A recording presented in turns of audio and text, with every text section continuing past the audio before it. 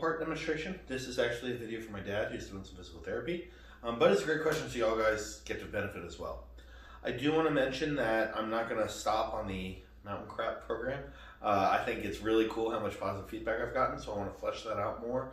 I want to make sure that I can make it more transparent, more kind of structured for you guys.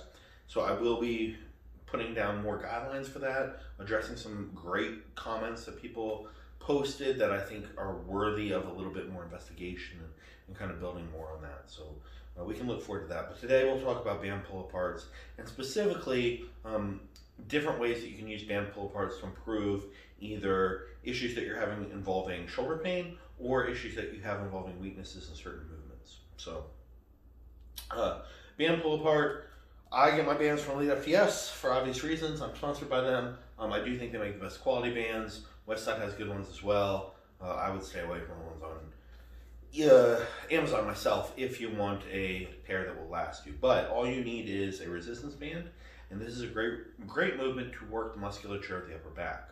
So the first thing I want to start with is defining the upper back as opposed to the lats, because for a long time I thought they were the same thing, and they're not. So keep in mind that your upper back, when we mention that, people are usually referring to the rear delts, the traps, the rhomboids, and then, I mean, technically you get in the rotator cuff muscles as well. Those aren't really going to do much for your lifts themselves in terms of increasing strength, and they're not going to do much for your physique. They're going to do a lot in terms of keeping you healthy. We're not really addressing the lats with this movement.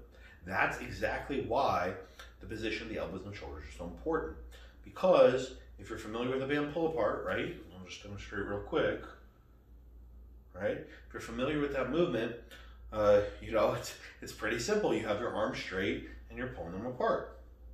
But we can think about other movements that we do in the gym that are extraordinarily similar and yet have very different effects, right? So, put this band down for a little while. Let's think about a straight arm pull down, straight arm push down for the lats, right? This is almost the same motion. I have my hands in the same position. Admittedly, I'm not driving apart as much. I'm driving straight down, but you can see just to get down, my arms have to come out a little bit, right?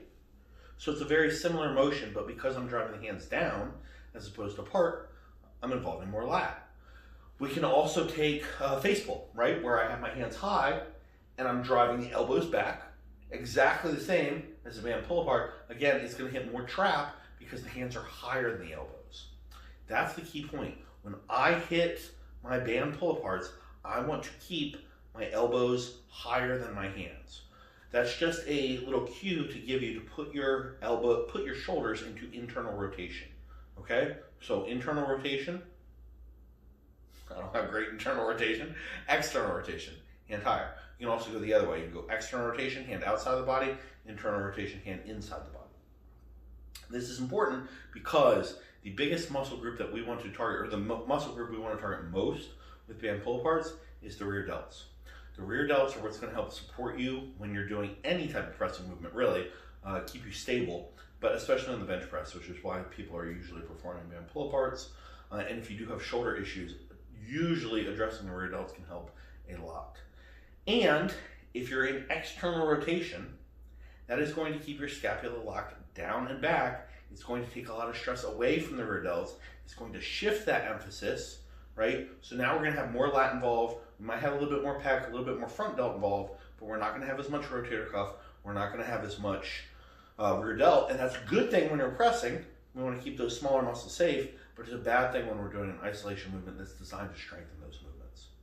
So as you perform your band pull apart, the cue you want to use, elbows higher than the hands. The whole time, I want to be like here as much as possible. I'm keeping those elbows high. It's hard. It's real hard. But I'm keeping those elbows high, and I'm keeping my scapula protracted. Again, that's to expose the rear delts. Scapula protracted, hands, elbows higher than hands. And to help you with that, you can go pinky higher than the thumb. That is going to put your elbow into internal rotation, which just makes it a little bit easier to stay stacked, right? If I'm trying to keep this externally rotated, this internally rotated, this is really uncomfortable. This is a lot more comfortable. Okay? So that's probably the biggest fault that I see when people are doing band pull-aparts. A couple other common mistakes I see people make. One is trying to do too much range of motion.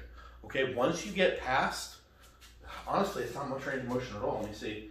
Once you get past about right here, you're no longer using rear delt. That's all trap. And there are much more effective ways to train your traps than by doing band pull aparts. So you don't need a whole lot of range of motion as long as you're keeping proper form and keeping those shoulders protracted. Another issue I see is using too heavy a band. And I'll be real, I just trained delts and this is too heavy a band for me right now, which is why my technique isn't as good as it probably should be. These are a very challenging movement when done properly. Eventually, yes, you can work up to pretty difficult bands, but to start with, I suggest a very, very light one. This is a Monster Mini. I would probably be best off using a mini band right now after my training. If I'm fresh, I can use this one, but I've seen people using heavy bands for that. If you're using heavy bands, man, you're getting a ton of lat, you're getting a ton of tricep, and yes, you're probably hitting the muscles that you're intending to target as well, but in my opinion, it's not the most effective way to go about that. So, this was a really quick one. I feel like I talked really fast, but if you need a takeaway, the takeaway is very simple. When you're performing band pull aparts, the range of motion is fairly small. Your elbows should remain higher than your hands. In other words, you want your shoulders internally rotated. Not fully internally rotated, but to some degree. And third, the range of motion doesn't need to be all that extreme, assuming you're using good form. I hope that wasn't the number one I said. Shoulders protracted. Wasn't there too. Hope you guys enjoyed this video. I'll make sure I keep posting them on YouTube as long as you don't mind just watching my ugly face talk. And I will see you next time.